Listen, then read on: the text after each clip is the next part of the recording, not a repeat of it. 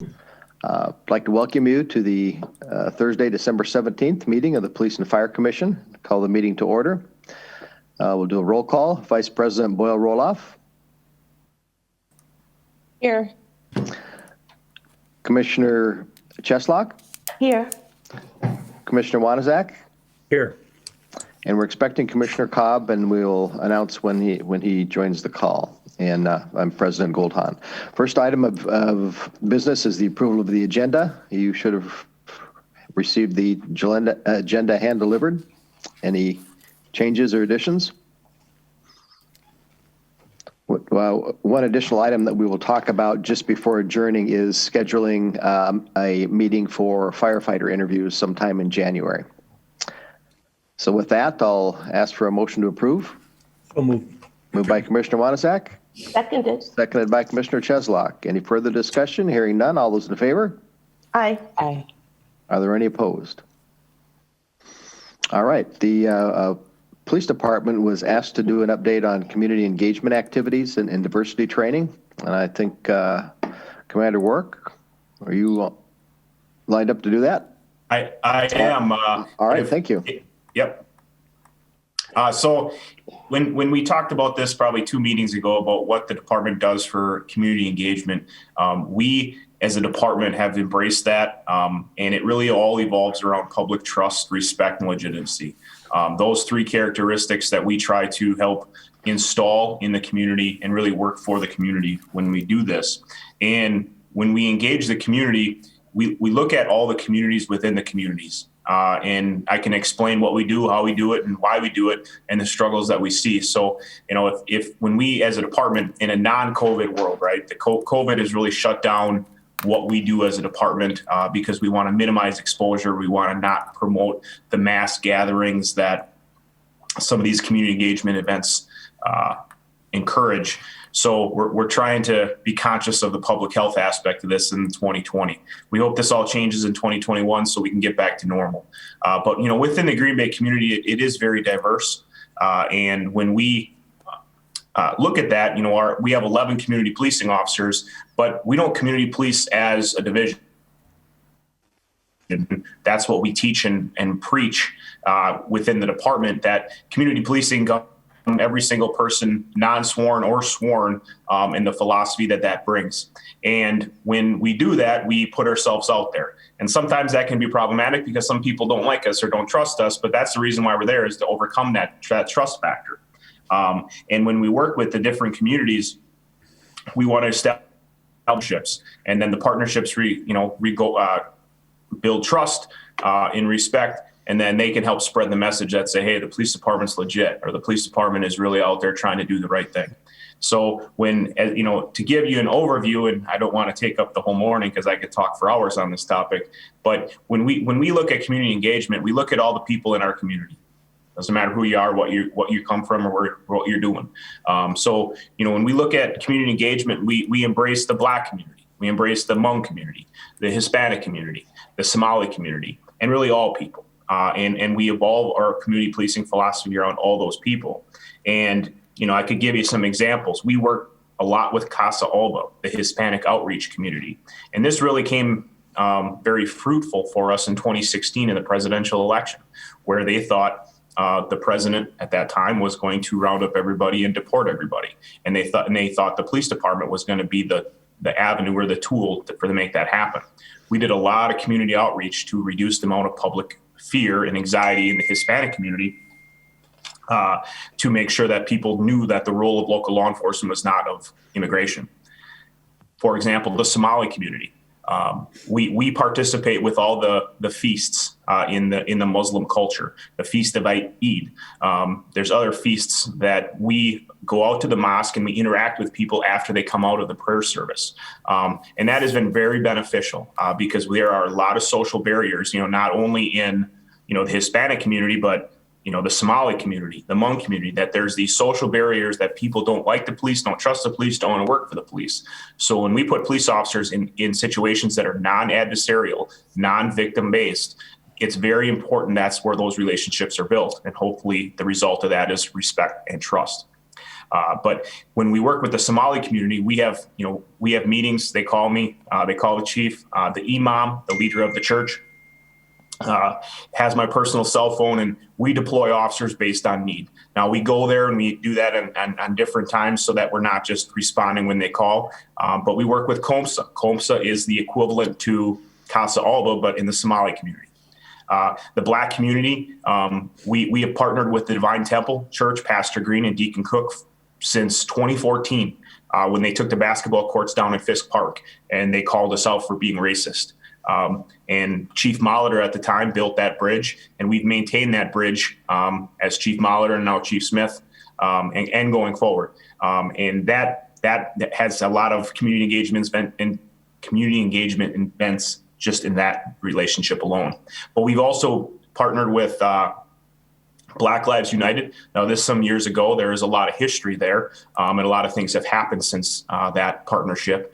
But we have always put ourselves out there, and we've always taken the approach that we will trust and work with you until given a reason otherwise. And I feel that's very important. And sometimes we take a little flack for that, and that's okay, in my opinion. And as a department, that's okay. I'd rather be out there, be part of the conversation than be silent, not participating in anything, and then just letting things unfold. All this community engagement, or one backtrack for a second, as community engagement, we struggle with the Hmong community. That is an area of improvement for the department, and we try. We have a lot of connections in the community. They're very, very tight knit. And they don't seem to want to embrace, or they don't, this is just my personal opinion. Hopefully I'm wrong, I put myself out there, we put ourselves out there, and they choose not to take that, extend their hand, which is totally fine. I respect that. But from a department's perspective, we are going to constantly try to engage them and really establish the relationships and partnerships we have with the other communities within the community. And finally, the Native American, the Oneida Nation, my heart goes out to them. We have partnered with them, and Matt Ninham's on this call. He can explain what we've done. Matt's usually our nexus. So it's, I think the world of Matt Ninham. He's really built the bridge between the Oneida Nation and the Green Bay Police Department, and has always sent me emails of when these events are occurring. And we, as a community policing department and division and officers, we've always tried to attend those events the best that we can to establish that connection, because some people really struggle with, if they see a person in uniform, they automatically think it's Green Bay, or they automatically think something else. And that's not the case. We all work from different departments. We all have the same mission, all the same values or similar values. But it's important that we put the Green Bay Police Department, because a large portion, a good portion of the west side of Green Bay is tribal land. And we have built that partnership with Oneida, even over some controversial incidents where, people had a lot of questions. People were very angry.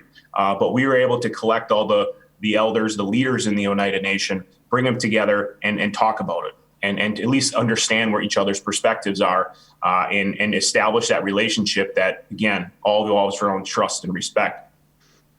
I say all this community engagement it's never ending. As a department, as far as, as long as we're here, we're always going to be out in the community, being part of the conversation, and most importantly, listening. People don't want to hear us talk. I think people say it's conversation fatigue, and I really take that to heart. And because people want to see us do, people want to see us act, especially in 2020 with all the current events around the nation. What is the Green Bay Police Department doing?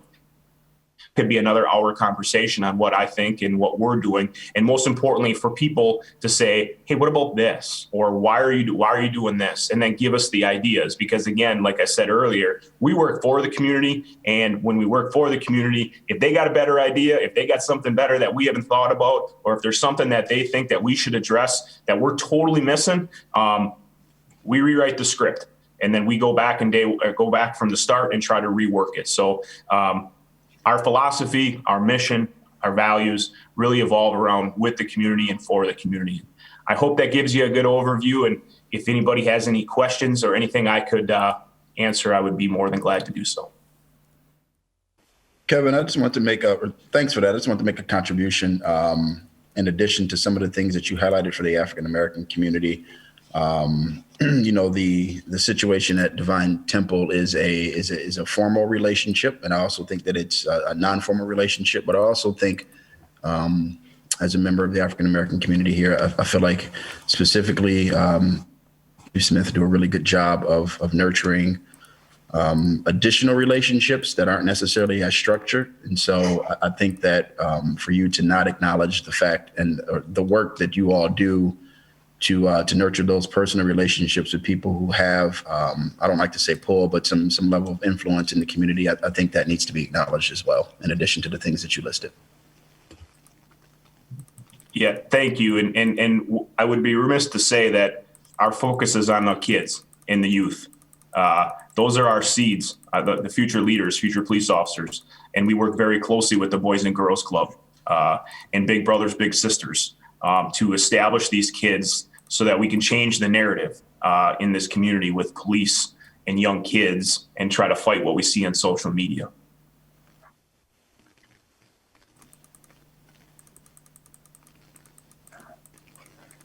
All right, any other questions for Kevin? Just a lot of gratitude for the work you guys do and the community involvement. And I think that makes a lot of difference. And one question is around any trainings, or are there like opportunities for officers to engage in like racial equity work at all? Well, we as a department, we've trained implicit bias in the past. Now, one training is not suffice. We understand that, and the diversity training. And Matt will talk about the diversity training in the academy, and we're going to talk part of 2020 and the results of this year is we went through a restructure, and in July we presented the new table of organization to you, and we can revisit that, but the end result of that, or one of that, was to have 2 designated trainers for the department. And those 2 trainers is something that's all they're going to do is train. That's their sole job, all the shifts on duty. And one of the topics, one of the priorities for the department for as long as I can forever see will be human dignity, implicit bias, and diversity. Those 3 topics have to be trained, have to be acknowledged, because we have to build on what Matt is going to tell you, so that it's not just 4 hours, 2 hours, whatever the time block is in the law enforcement academy, and then they forget about it for 30 years. Because this job does change you. Every police officer will tell you that. Some good, some for the good, some for the bad, worse. But we need to acknowledge that. And I just met with my training division last week and gave them, because they're like, well, what are the priorities for 2021? Racial inequity, diversity, implicit bias, that will be on. They're going to come up with a training plan to make that happen. Awesome. Thank you. And Pastor, Commissioner, just want to give a shout out to the Peace Walk. It's another community engagement aspect that I think is very crucial to the city, due to the violent crime we're seeing in 2020. If, I'll turn it over to you. This is not me. We'll be there. But it's really the Joshua organization. Well, yeah, but your leadership and voice was so helpful in getting that going. And it's the Joshua Religious Leaders, which is a table of, about 10 religious leaders throughout the county, sometimes more, sometimes less. But we're next Tuesday at 5 p.m., a peace walk, just thinking of the impact of violence and the high rate of shootings on the community, and especially in the area of Imperial Lane. And that community has gone under, not that it's only there, but there's been a lot of shootings right there. So we do have a flyer put together in Spanish and in English, and have a former police and fire commissioner, Elizabeth Kostichka, who will be translating. and be present, and some music and prayers, social distancing, masks, and grateful to the police department. They'll be doing the flyering ahead of time and be present too. So, and then there's some Father Andy Cribben from St. Willibrod, and I think some of his parishioners live in that neighborhood. And so, you know, the hope, we were concerned at first about like just showing up in a neighborhood where we don't have that relationship with people, but and spent a good chunk of discussion about that. But maybe this is a way to begin that relationship and to just say we're holding you in prayer. When gun violence happens, it's, I think, traumatizing, and it's scary, and it stays with you. So just to offer that support to the community there. So it'll be 5 o'clock outside. In the Peace Walk part, there's some prayers said, and then we'll walk, and we'll have candles. That won't work, but we'll have them. Try to keep them going. How are you going to disperse the information about the walk? So as a police department, we put it up on our social media. We always do this. This is very consistent with how we do all our other community events. We create an event on social media and we push it out. Melanie Skolmoski and our crime prevention staff has personally notified or emailed, contacted the neighborhood association nearest that area. We also posted on Nextdoor, the Nextdoor app that people follow. And then I'm going to have CSOs go door to door, or at least apartment complexes, because that is a high density area where a lot of apartments, but we're going to make sure the neighbors around that park in that area know that. And then through our partnerships in the community and relationships, we've sent that out so that they can help spread the word. So it's not just random people coming to Imperial Park on the 22nd to have a prayer vigil. The key, the most important piece here is that neighborhood. You know, those are the effects, those are the people that are living and breathing this crime. And I applaud Joshua's efforts here, because we can't arrest our way out of this problem. Part of community engagement is to enlist the help and to listen and to form these relationships, because we can't arrest our way out of this problem. We can try our hardest, and we do. These people are caught. I mean, it's just a matter of time. But we need that neighborhood. And we're going to try to do as best we can to get those people there. Have you all, I think those efforts are awesome. Has anyone reached out to Las Mas Grande, Gabby Para? Yes. So last week when Commissioner Roloff had sent me the flyers, I gave it to Natalia Sedone. And I asked Natalia to make contact with Gabby Gamboa with Las Grande, and then also include Voces de la Frontera, which is another Hispanic outreach community, and then Pastor Torres at United Methodist Church. And then with Father Andy from St. Willibrod's. I mean, I bet we got a high percentage of the Hispanic community, because that is a very high Hispanic population in that neighborhood. Thank you again. Kevin, you mentioned you can't arrest your way out of the problem, but these relationships have helped you both prevent and solve crimes. Can you speak a bit to how that's worked out? Yeah, that's been, and this is so hard to measure. You know, I wish there was a tool or there was a way to say the level of effectiveness. But when 2016 and then again in 2020, both years there were a high number of violent crimes reported. A lot of pertaining to gun violence. And what we did in both years, 2016 and 2017, excuse me, is we brought in community leaders. Those informal leaders that Ahmad talked about, that we've had relationships with, we bring them in, or we meet wherever the venue is, and we explain what we're doing. For example, in 2020 here, we brought in a handful of informal leaders in the community and walked them through the 40 plus shootings that was going on in the city. And then we broke it down by who we believe, who are the associates, and then who the suspects are. Now, you know, we skirt the lines of giving out protective information. And we don't give out protected information, but we believe by giving the information in these community meetings that people in the community can help spread our message.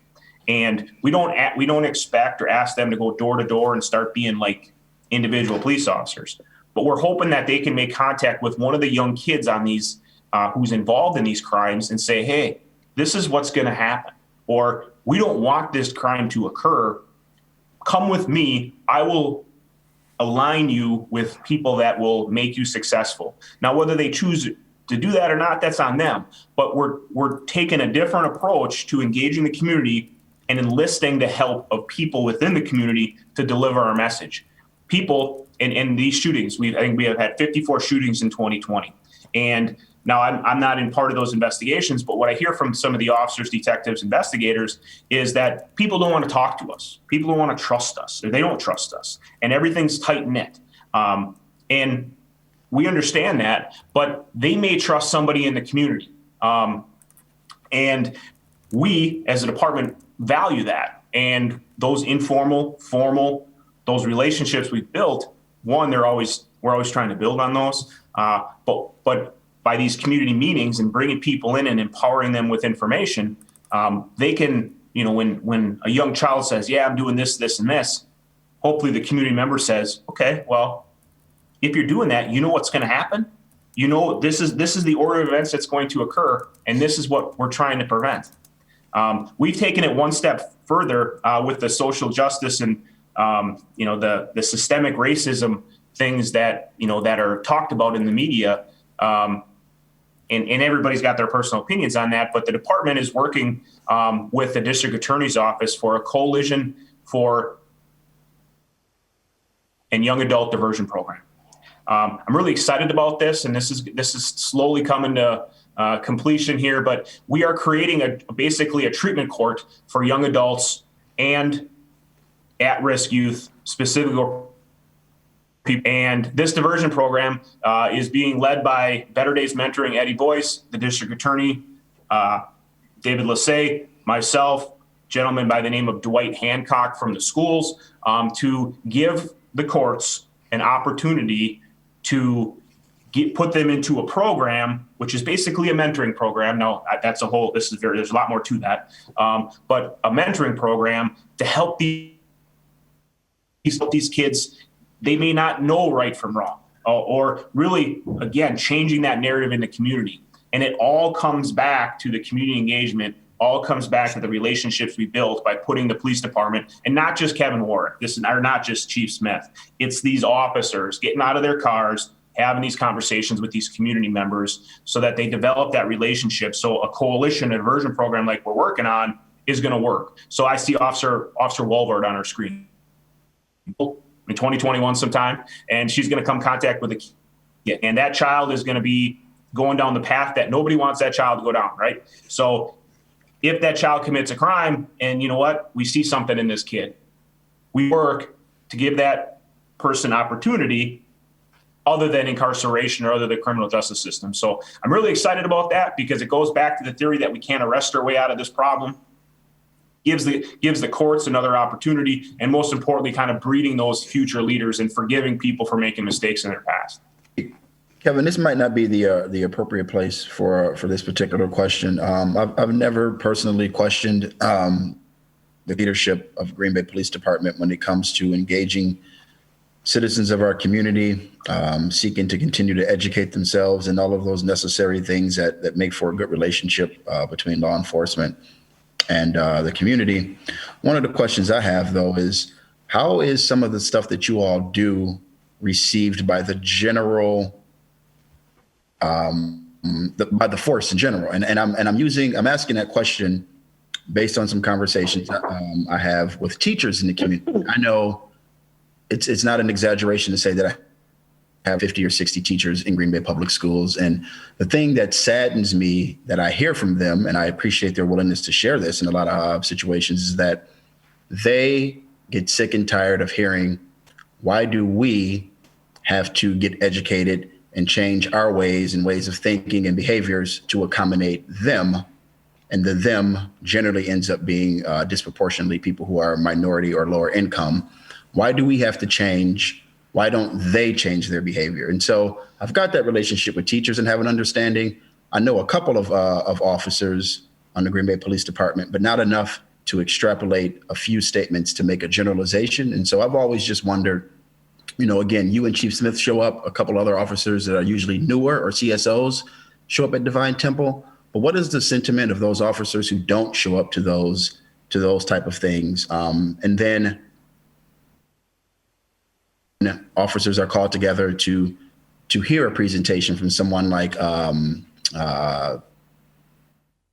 WGB, who provides the kind of training you were talking about.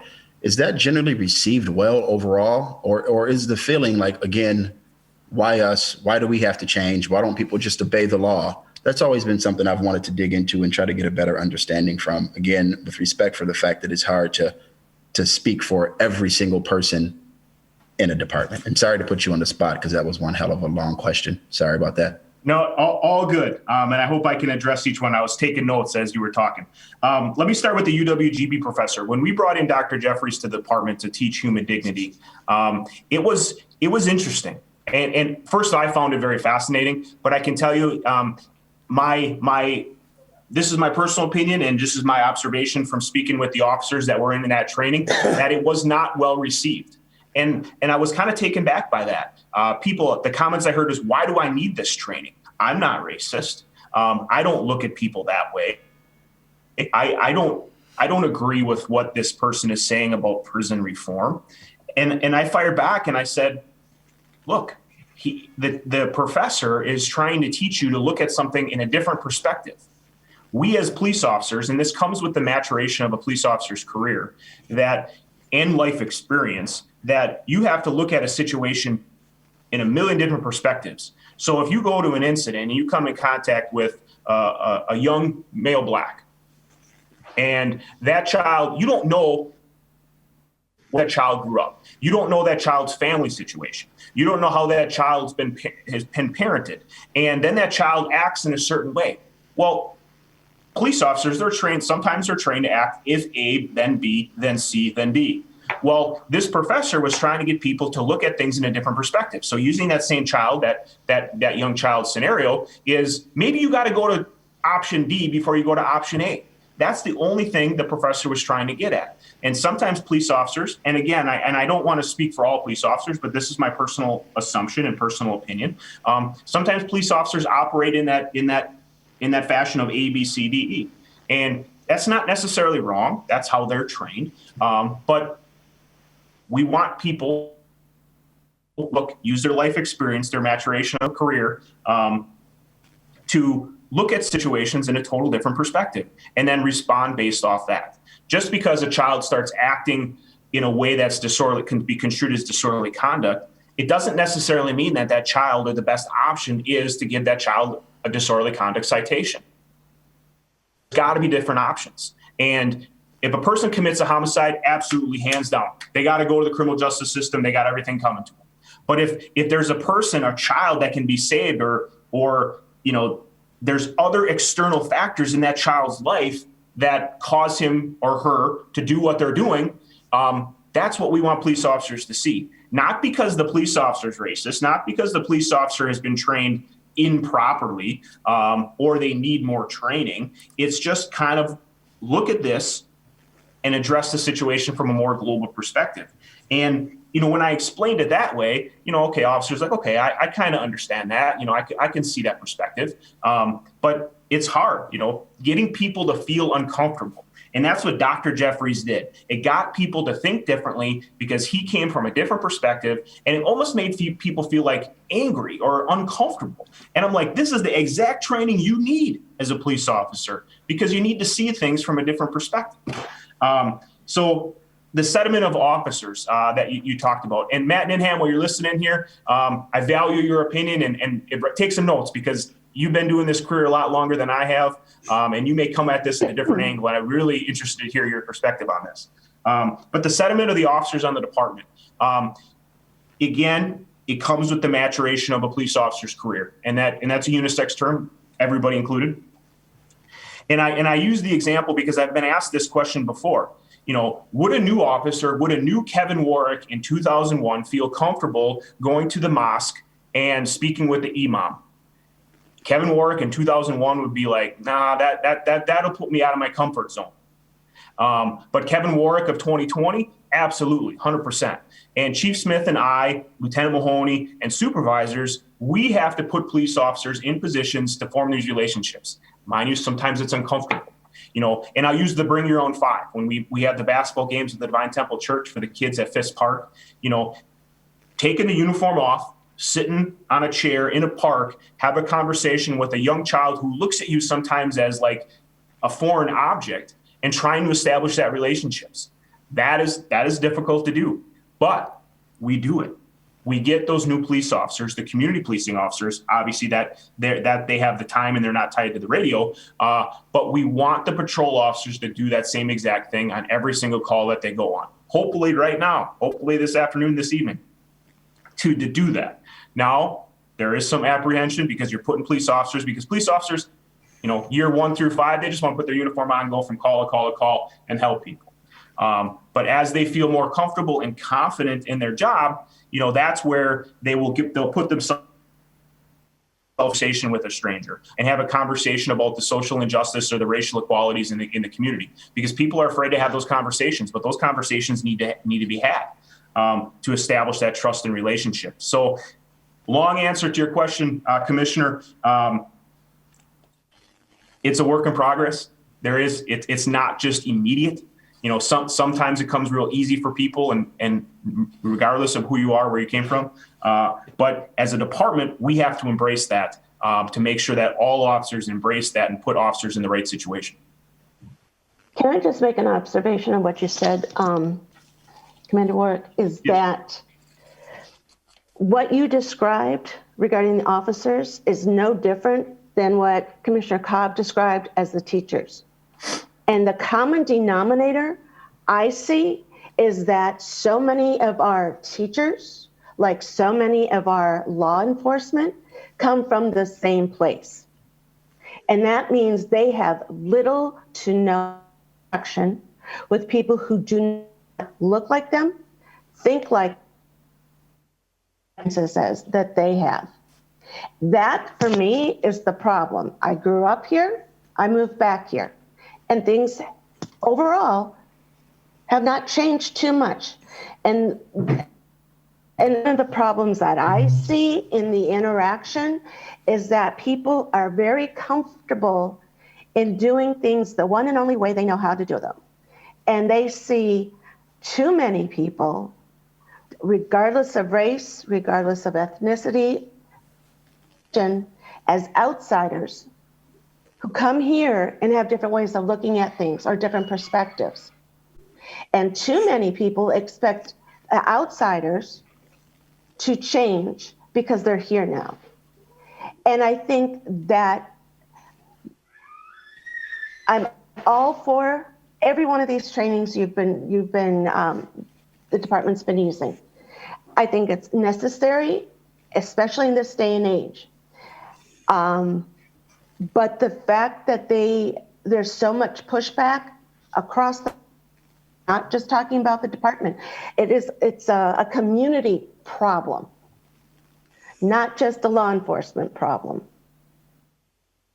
I think when we draw the law enforcement officers, the community, we're going to get the same thing. Now, I know there's been multiple efforts to get officers from other areas outside, different parts of the state or maybe even different parts of the country.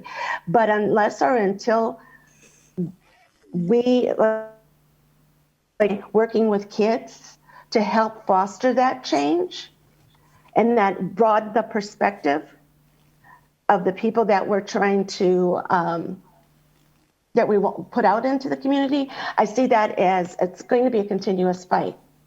The other thing that I've noticed is, not that I'm saying people who have more higher education are better, but when you're put in a situation as a young adult into college and forced to take a class for a grade and credits, whether that's psychology, sociology, or history, and you're forcing people to be open because they have information back, forcing people to accept that information and be graded on it,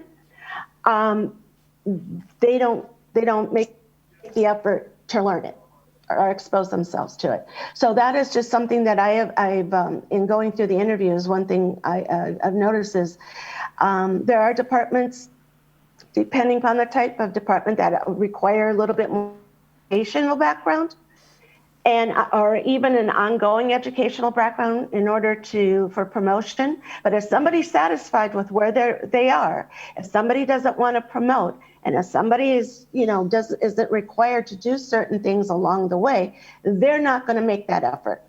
Some people will because they're just naturally curious human beings, but unfortunately too many don't. So I just wanted to make that point, that one, it's not just the department, it's the community based on what I've seen in education and with regard to the department, but also to maybe the educational requirements. And that's why we do the community engagement we do, because we've recognized that early on, that there is a lot of hurdles that we have to overcome. And, I didn't talk about our community engagement within the schools, which is a separate, we do a lot there too. But we need to address this, and we need to put ourselves out there and work to overcome this. And this is forever. We'll forever be doing this because we have to be open, transparent. We have to look at things in a different perspective.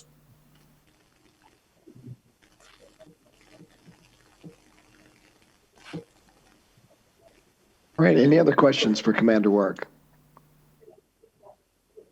Or any other comments from any of the other folks on the call? All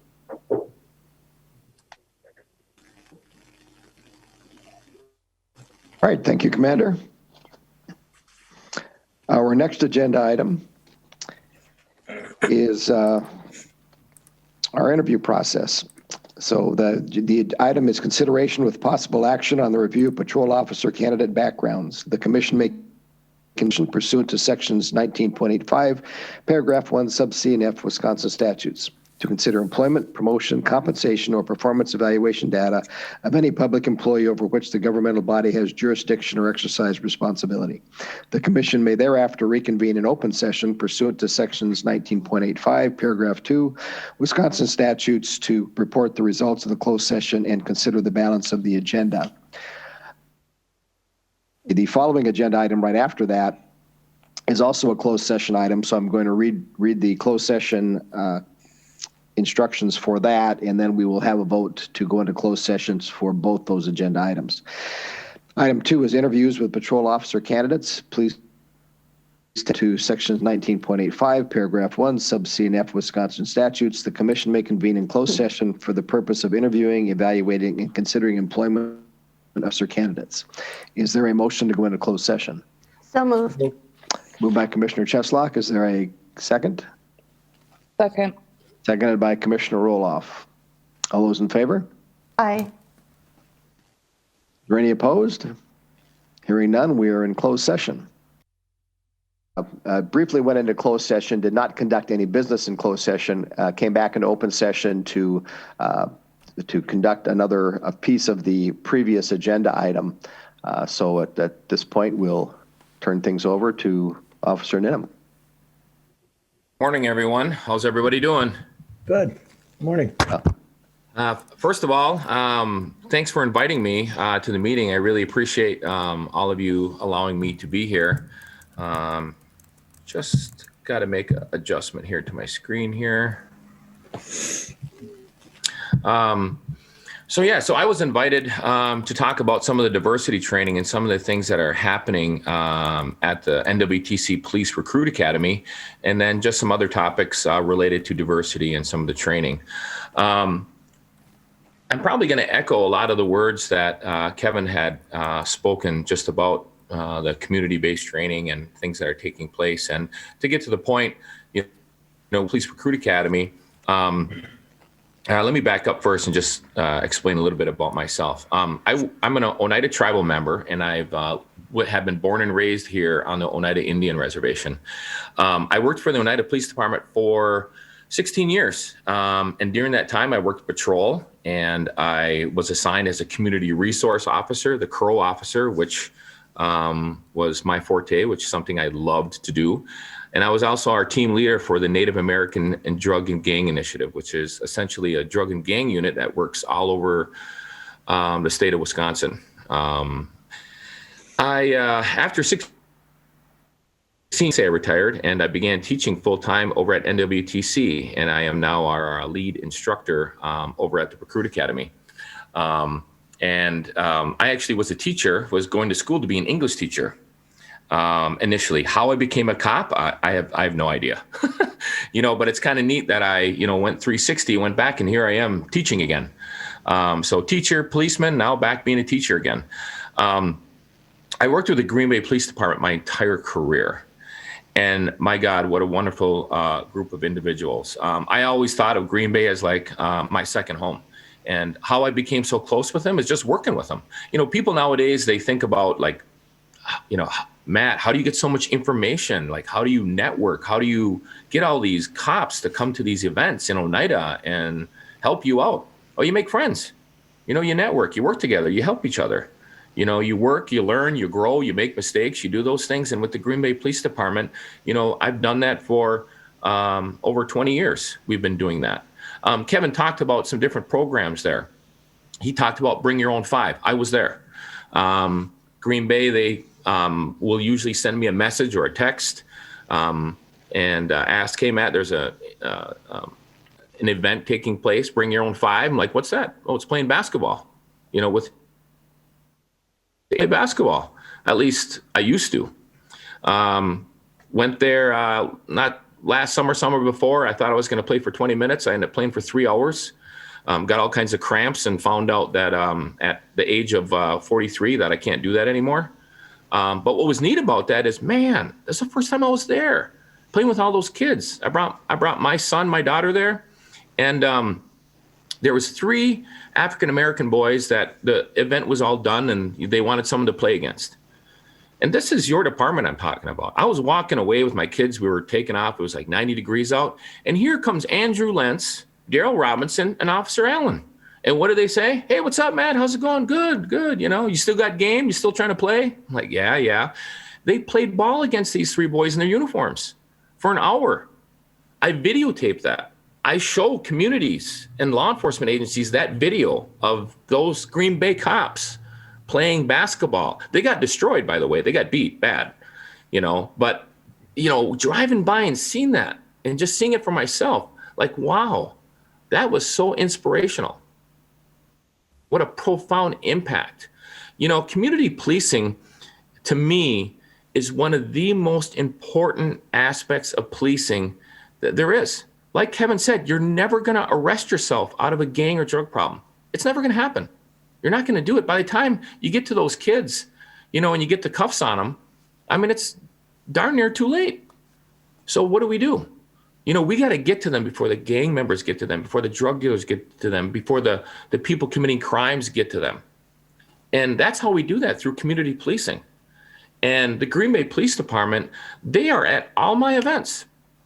Ever since I worked at the Green Bay Police Department, they have come to Cops and Bobbers. We're reaching. They have come to the Oneida Three Sisters neighborhood, which is one of the worst neighborhoods on the west side of Green Bay. Everyone knows it. Cops know when they drive through there, your seatbelt comes off for obvious reasons.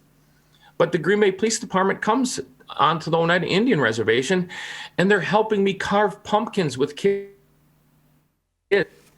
I take pictures of that. They see it. Guys like John Najedlo, Mike Netzger, right? Karen Panetta, who's a newer officer. They all come out to these events. Kevin comes out to these events, and he doesn't say it. Sorry, Kevin, to put you on the spot, but he's there. The chief of police comes out to carve pumpkins with these kids. We color Easter eggs, Easter extravaganza, out in Three Sisters at the community rec center with all the tribal men and people and kids from the community.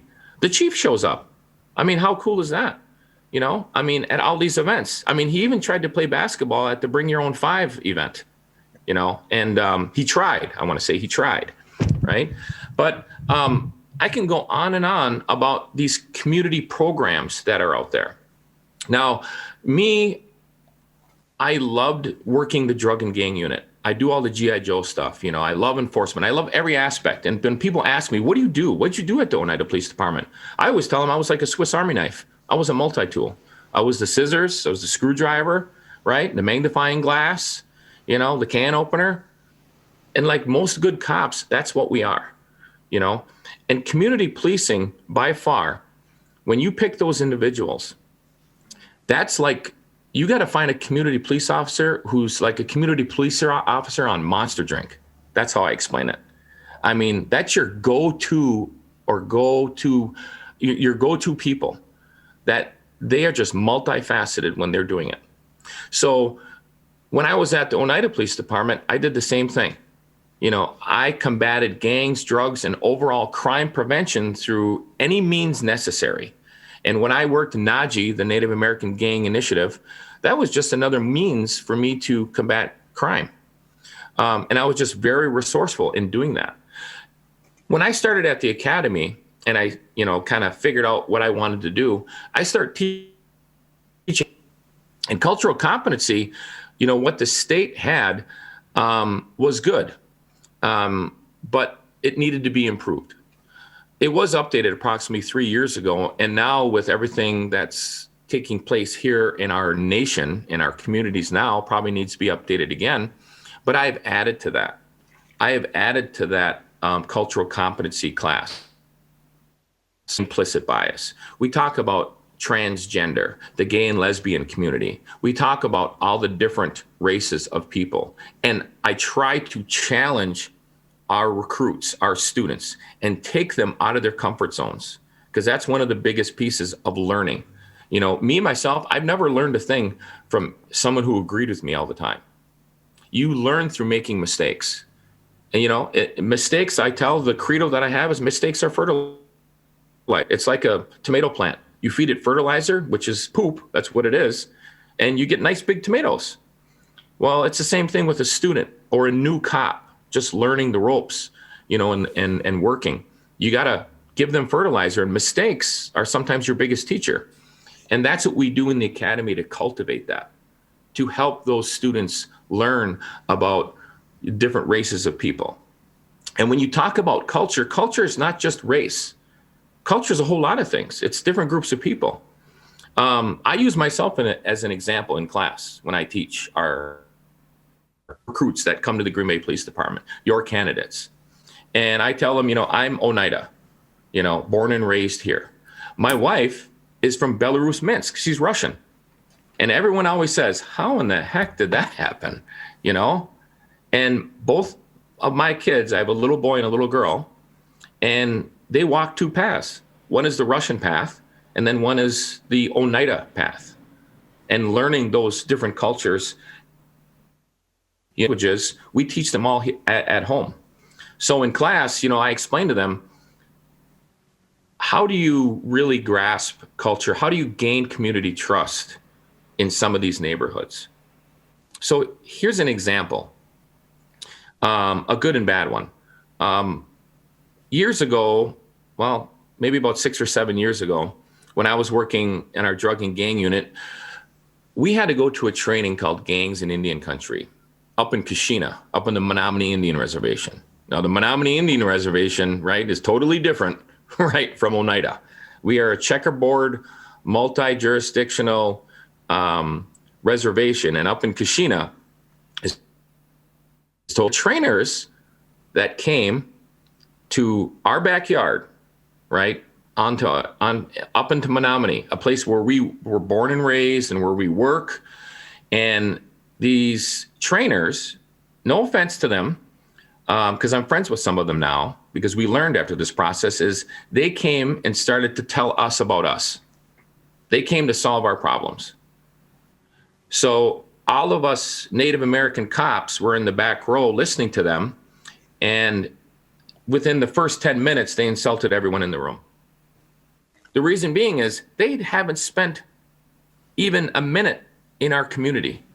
They haven't talked to our cops, our domestic violence workers, our social workers. They haven't stepped a foot in our schools. And they came to tell us about us and how they were going to solve our problems. And that wasn't a good thing because a lot of the investigators walked out. The elders were upset from the community. Now, some of those members that were there teaching, I spoke to after, and we worked through that process, and I explained to them. And they're like, Matt, you know, you don't have to be a Native American to teach about gangs or drugs. I said, well, no, you don't have to be successful. But the thing is that's different about our community, like a lot of communities, the difference is culture. Culture. Gangs and drugs are different in Oneida, in Menominee. If you don't know my language, if you don't know our religion, if you don't know our humor, if you don't know this, if you don't know what an eagle feather is or a medicine wheel, if you don't know those things, you're not going to connect. You're not going to be able to understand. Well, you can reverse that for a guy like me. If I'm working a Hispanic community, right? If I'm working a Hispanic community, then shouldn't I engross myself in that culture, eat the food, learn the language? So yeah, I speak Spanish, right? I can talk to somebody and say, yo so hablo un poco de español, ¿cuántos años tienes? You know, libre las manos. You know, I can speak to them and right away they look at me. So culture is a big thing when we're talking about diversity, is learning about different cultures and different people and different religions and different ways of life. And to me, I take all of that and I implode it onto our students and I allow them to take in that and to learn from each other. Our last class was awesome. We had women, we had men, we had older men, we had younger men. We had an African-American student in there who was homeless for a small portion of his life. He had more things that he taught me in his class about himself that you can't get from any book. We had Hmong students, we had Hispanic, we had a Menominee Nation recruit, we had an Oneida Nation recruit, we had Irish, we had Russian, we had Dutch.